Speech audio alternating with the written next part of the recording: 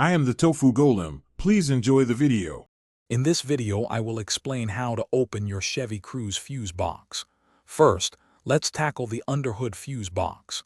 You'll find this cover near the battery on the passenger side. Simply locate the two retaining clips, usually one on each side, and press them to release. Then, gently lift the cover straight up and off to reveal the fuses underneath. It's a straightforward process. Once the underhood fuse box is open, you'll often find a small fuse puller tool clipped inside the cover. This is very handy for safely removing fuses. The cover also typically has a diagram showing what each fuse controls and its amperage rating.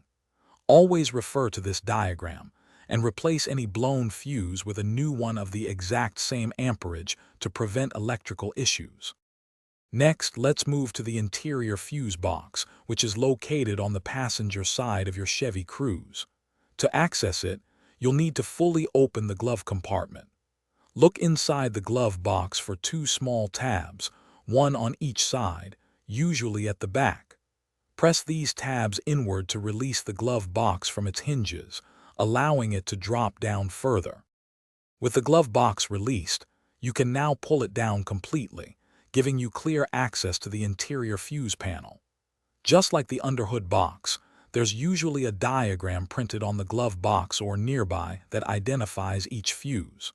Use your fuse puller tool to carefully remove and inspect any fuses you suspect are faulty. Remember to always replace with the correct amperage. Thanks for watching. Consider subscribing if we helped you today.